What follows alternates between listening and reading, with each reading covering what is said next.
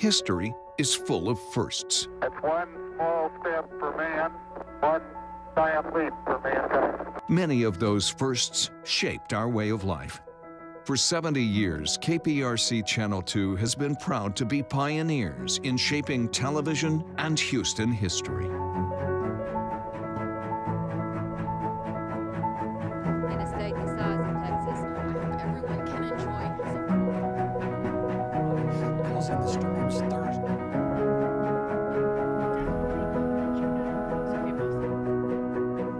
Minutes before 9 o'clock, the crew's here telling her.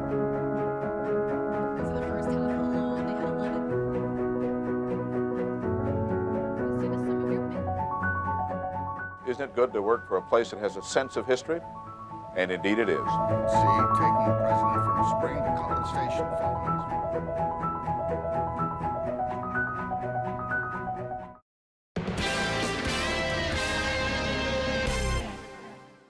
If you have something you'd like Channel 2 Investigates to check out, call the tip line at 713-223-TIPS or email investigates@click2houston.com.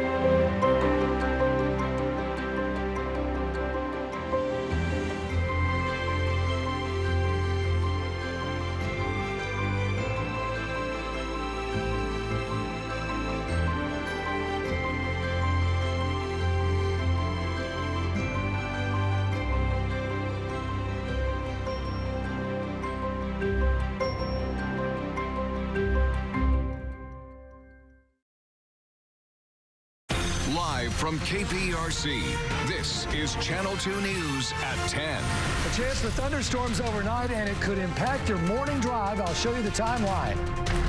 Plus, green water. Tonight, what we discovered in the bayou and what the city of Houston says is causing it.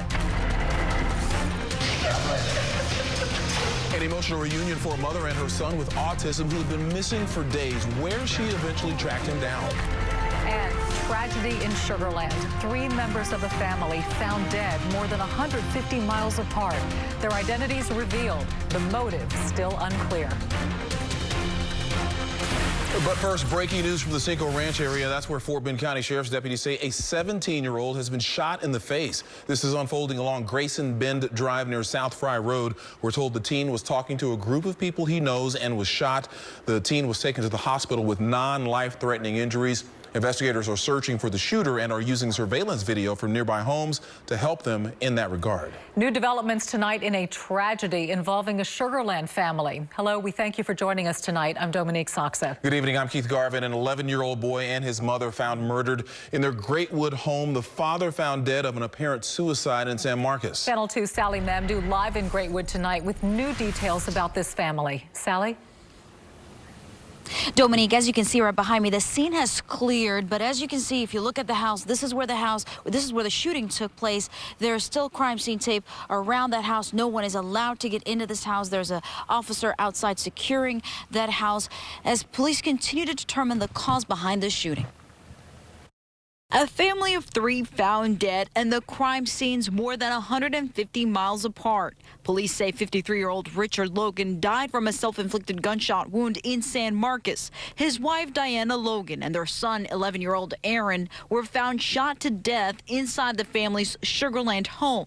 Sugar Land police made the discovery after a request from the Guadalupe County Sheriff's Office to conduct a welfare check after they discovered Richard's body.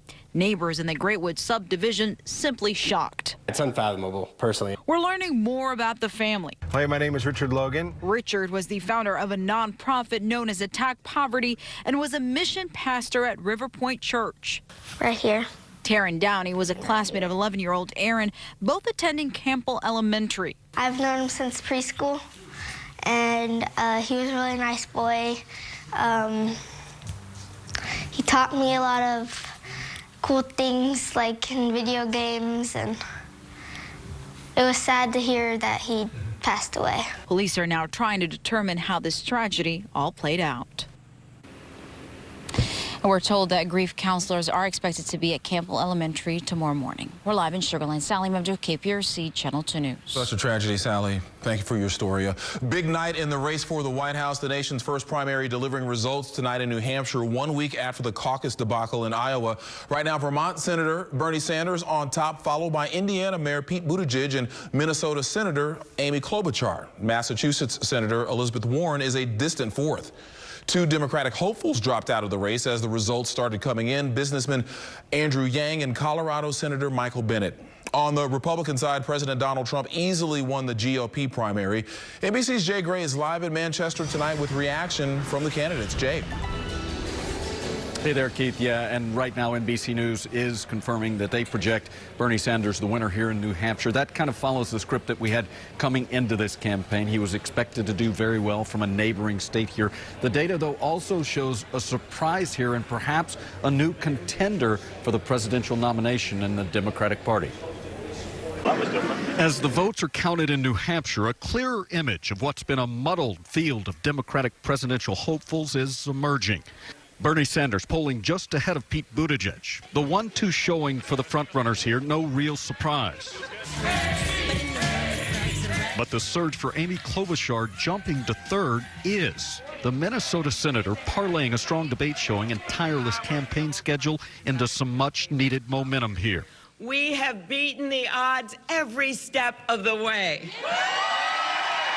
Well, behind the top three, Elizabeth Warren, insisting the early setback is not the end of her run. The fight to save our democracy is an uphill battle. It's not the swan song for Joe Biden either, despite a disappointing finish and leaving New Hampshire for South Carolina even before the polls closed. Now, where I come from, that's the opening bell, not the closing bell. And the fight to end Donald Trump's presidency is just beginning. Just beginning. This was the last stop for candidates Andrew Yang and Michael Bennet. The crowded field of Democratic hopefuls thinning just a bit as the pace of the campaign now intensifies with the bulk of the race still ahead.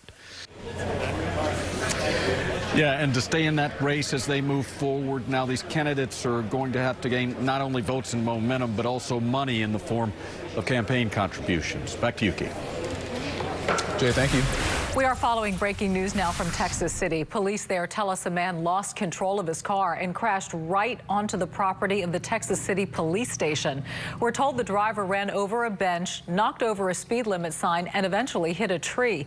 The driver was taken to Mainland Medical Center where he is being treated. Police are investigating if he had a medical issue or if he was intoxicated at the time. Okay, so we all know that bayous aren't the cleanest. The water usually brown, right? But you've probably never seen anything like this before. Yeah, a Channel 2 viewer reached out to us after Willow Waterhole Bayou turned neon green. Channel 2's Roseanne Aragon is live off Hillcroft and Westbury on Houston's southwest side with what's behind that mysterious color. Roseanne. Yes, Keith. Let's take a look at the bayou right now. The bayou right now, you can see it's just a little tint of green, much different than earlier this afternoon. But the big question is, what was it? It's a sight that's hard to miss. Reports of neon green water in Willow Bayou as far as the eye can see, and you can bet neighbors noticed. Oh, we just heard there was some green stuff that was in there. Even for me that's colorblind, I can tell that that's green. The bayou is Bob Pennington's backyard. He's lived here for 20 years. Yes, we have seen a lot come through. But for this Memorial Day, Tax Day, and Harvey flood survivor, this is a first. We have not seen the green sludge. Pennington thought it could have been paint. I would definitely be concerned. We've got kids around here. I've got grandkids that come and visit. So, yeah, anything like that we'd be concerned about. Other neighbors did some investigating. Carl Rose wasn't concerned, but was definitely curious. It didn't put off any smell, and so we just waited to see what it was. So did many others. So KPRC reached out to the city. They said Houston Water performed dye testing after a cave-in underneath a sidewalk. Testing helped Houston Water determine damage was only to the stormwater line and will be repaired. The dye is biodegradable, and the color will fade over the next few days. A bright mystery solved. That always makes me happy because the environment's important to me. And you can see the water and the green is already starting to fade in the water there. The city also mentioned that the testing will not affect the drinking water. For more information, you can head to our website, clicktohouston.com. Anyone who's concerned about this issue can call 311, says the city. Reporting live, Roseanne Aragon, KPRC, Channel 2 News. Thank you, Roseanne. New at 10 and only on 2 tonight, a happy reunion for a family and a college student with autism who was missing for 2 days. Channel 2's Jacob Rascone live downtown tonight and was there for this emotional moment. Jacob? Dominique, this mother feared that something terrible had happened to her son, who lost his way Sunday morning, but a couple days later, 20 miles away, found himself here at the Star of Hope Men's Shelter. Kalen Wright loves to smile with his mom, with his younger brother, Kylas, and as the mascot once upon a time at KIPP Houston High School. He loves people, and he loves talking to people about God. And it's just hard. Kalen disappeared Sunday morning, something the autistic 21-year-old has never done. It's not like him not to come home. When we met his mother, Aisha, she was frantically passing out flyers. But late tonight, a miracle. 20 miles from home at the Star of Hope Men's Shelter, Kalen, Aisha, and Kylas reunited at last. Hey, Kalen. Hey. I love you. I love you. So we talked to Kalen afterward. He said that he walked, he rode the bus, he walked again, he rode the bus again, and then just somehow ended up here. He said he knows that God took care of me, in his words. Reporting live here at the Star of Hope Shelter, I'm Jacob Rascone, KPRC Channel 2 News. We just end up with another massive groundwater contamination. Channel 2 investigates where toxic waste from another state is being stored and why some folks are worried about it. Coming up. And you saw where Jacob was standing. It was raining. There's one spot of rain there. It will continue to rain. In fact, it's going to be a fairly drizzleable one as we head into the commute. And this system is on the way, which means showers and thunderstorms a possibility. I'll time all of it out for you straight ahead in weather. Randy. And I'm Randy McAvoy. We've arrived in West Palm Beach ahead of reporting day for Astros spring training, the first workout set for Thursday. Ahead in sports, I'm going to lay out what's facing the Astros as they prepare to answer plenty of questions about the sign-stealing scandal. And it sounds like a scene from one of the Final Destination movies. One of the drivers has stopped a flying steel beam from impaling his head. Next on Channel 2 News at 10.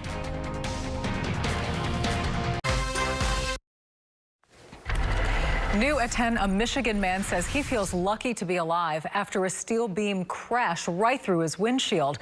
This man from Williamston, 14 miles east of Lansing, was driving right along the interstate when he says a truck changed lanes and dropped the beam.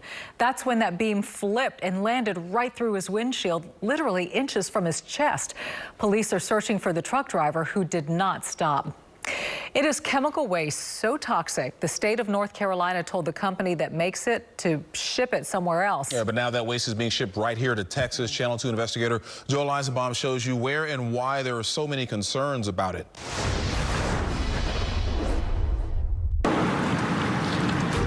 In picturesque North Carolina, along the seemingly pristine Cape Fear River.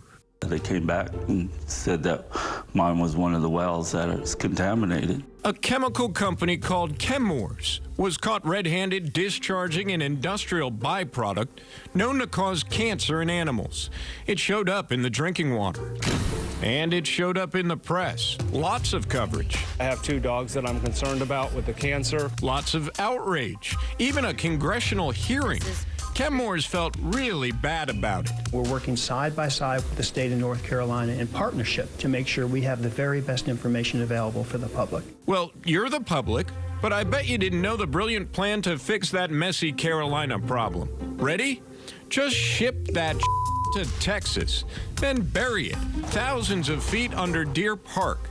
Sound good to you, Aaron Brockovich? Well, That can be problems as well. I mean, tanks deteriorate, bottoms rust, they break open, we don't know it, and we just end up with another massive groundwater contamination. You've probably already guessed it. The federal government says it's not a good idea to drink this stuff. This stuff being an industrial chemical called Gen X. That's a weird name, right? Anyway, it's used to make all sorts of products we use every day, including nonstick cookware, paint, and cleaning products. The problem is there's a lot we don't know about Gen X, like nobody's quite sure if it causes cancer in humans. Let's hope not, given this hazmat spill of Gen X on its way to Texas. Oh yeah, Coal City Cobb Transportation has multiple violations. Channel 2 Investigates found that on 2 occasions, TxDOT inspectors ordered their trucks out of service. Those rigs were carrying Gen X to Deer Park. These trucks have been rolling through since 2017. If you live within a few miles of this place, you're worried, right? Yeah, just add it to the list. Oh no, quiet resignation, that'll never do. I know.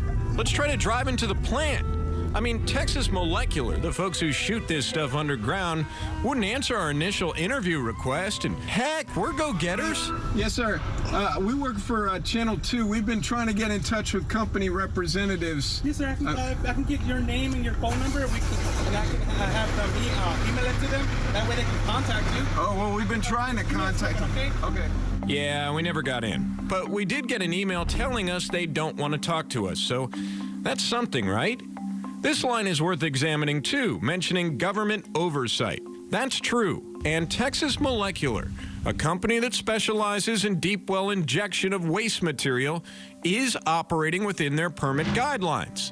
Thumbs down from Brockovich, though. I don't think that's a solution. Thousands of gallons of Gen X continue to quite literally pour into Deer Park. There's no need for a public hearing, no need for your input. This is a done deal. North Carolina dealt it to us. Did we mention they weren't the only ones with a Gen X problem? Like West Virginia had the same problem up in West Virginia. We could be still looking at 20 years down the road, people coming up with things. We don't know. On click2houston.com right now, we've got the timeline of how this stuff managed to make its way to Texas, plus revealing internal email between this chemical company and the EPA. Joel Eisenbaum, KPRC, Channel 2 News. And now here's investigator Mario Diaz with the story you'll see all new tomorrow night at 10. So if you want to ask a question, I'm asking a tough question. And we'll respond. The question, what are hundreds of pieces of African art doing inside of a county maintenance shed? We can get a tour. Of the entire building? Yeah. Perfect. A private art collection in a public facility with no paperwork. The agreement that you signed, is it reflective of what is going on inside of that shed? No, not at all. Channel 2 investigates. We need to get answers, sir, about what's inside that maintenance shed, sir. Tomorrow night at 10. Just a reminder, if you have a story for Channel 2 Investigates, please contact the tip line 713-223-TIPS, or you can email investigates@kprc.com. All right, I have the sweeping feeling we need to bring more clarity to a situation. I know, right? Because we're going to sweep the rain out of here. Yes. So, because tomorrow's going to be all dusted up, I'm afraid. No. The broom challenge, yes. which is a big hoax. It's a big internet hoax. It's really unfair to dogs. You can balance a broom anytime, but well, I can't. Kevin did, but but yeah, one of us. And look, there's Ocean, who happens. He just happens to love Dominique. That's why. I love that baby. I know he loves you. That's my lap dog. Every time you have this is the real challenge. That straw broom. Okay, now that's a challenge. That's good. That would be hard for that one. That's good. So there you go. I've had several of these today. So anyway, yeah, now that we've cleaned that out of here. 56 degrees right now. Look at that, 100% the humidity. Winds are northeast at 10, so no big surprise. Galveston has been gloomy all day. 61, north winds at 13. We've got anywhere from 61 to 47 in LaGrange. So it's generally been in the 50s all day, and that's where it's going to stay pretty much all night until this front begins to shake things up. The visibility in Galveston at 2, a mile and a half at Bush, a mile and 3/4 in Katy. That's about what we're going to wake up to, as much because of the clouds and the drizzle as any fog, especially down along the coast. I think your better chance there is to see a little fog. So notice these winds are out of the north, 12, 14, 13 miles an hour. here's what's going to happen. These temperatures are going to stay pretty steady, but the winds are going to shift a little bit tomorrow morning to come out of the south. So some of you tomorrow morning at 7 a.m. right there at 63, 66. You'll notice 20 degrees colder out toward Brenham. So there's the real bulk of the front with the showers and thunderstorms. And notice what happens between 7 and 10. They really fall apart a bit.